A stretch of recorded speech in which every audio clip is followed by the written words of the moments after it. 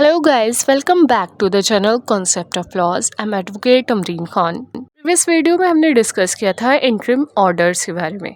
तो temporary injunction भी एक टाइप का इंटरिम ऑर्डर है जो कि दिया गया है ऑर्डर 39 रूल्स 1 to 5 में।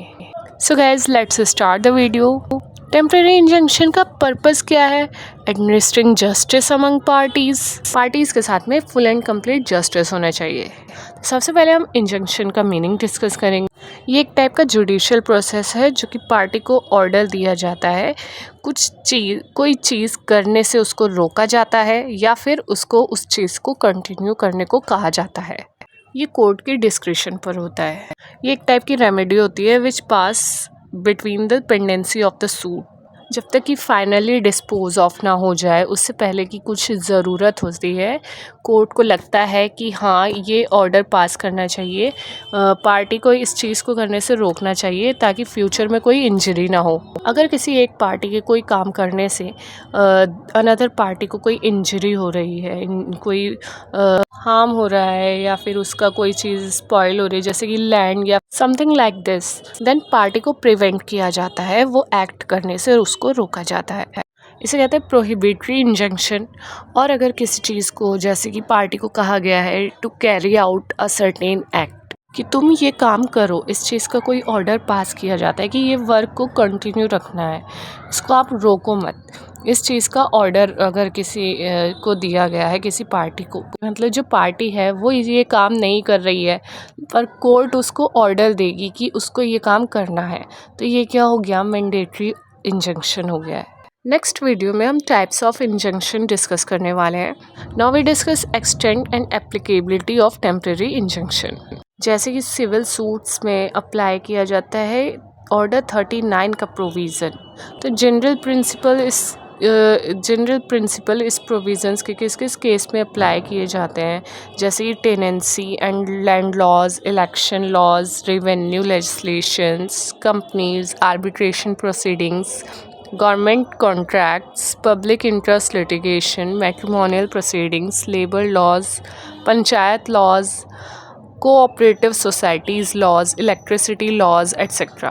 तो इस टाइप के जो सूट्स होते हैं, तो इस ऑर्डर 39 का जो प्रोविज़न है जनरली इसके प्रिंसिपल्स वहाँ पर अप्लाई किए जाते हैं।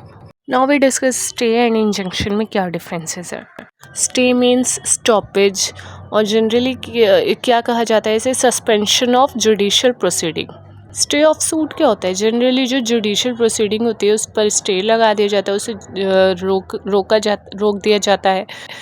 इंजंक्शन मीन्स रिस्ट्रेनिंग और preventing a person from commencing और कंटिन्यूइंग एक्शन।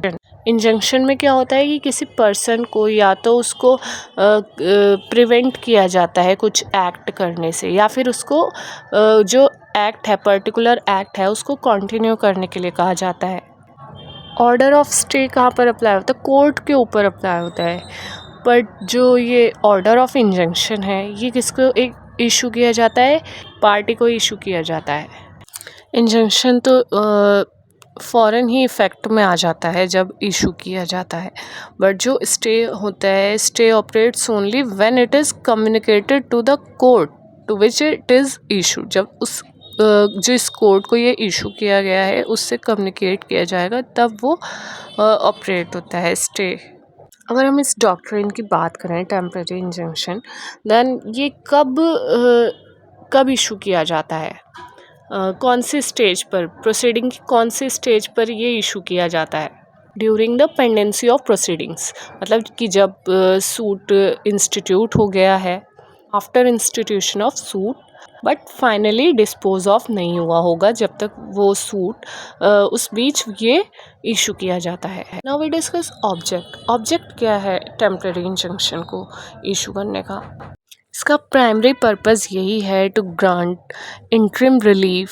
अच्छा, जैसे कि कोर्ट ने ऑर्डर दिया है, किसी पार्टी को प्रिवेंट किया है, कोई एक्ट, पर्टिकुलर एक्ट करने से उसको रोका है, तो इसका पर्पज़ यही है कि आगे कोई फ्यूचर इंजरी ना हो, उस एक्ट को रोक दिया जाए पहले ही, और साथ ही प्रेजुडिस ना हो, ताकि पार्टीज़ के साथ में प्रेजुडिस ना हो, पहले ही पार्टी को जज ना किया जाए। Now we discuss injunction acts in personam. तो जैसा कि यहाँ पर कहा गया है, injunction acts in personam and not in rem. Injunction के लिए जो डिक्री एग्जीक्यूट की जा सकती है वो किसी पर्सन के अगेंस्ट में इशू की जाती है, और जिस पर्सन के अगेंस्ट में इशू की जाती है उसी पर्सन के अगेंस्ट में वो ऑर्डर होता है। इंजंक्शन किसी पार्टी के अगेंस्ट में ही किया जा सकता है, कोर्ट के अगेंस्ट में नहीं किया जा सकता। सो गाइस, आज का ये टॉपिक हमारा कंप्लीट हो गया है। मिलते हैं नेक्स्ट वीडियो में टाइप्स ऑफ इंजंक्शंस के साथ। तब तक के लिए bye bye and take care.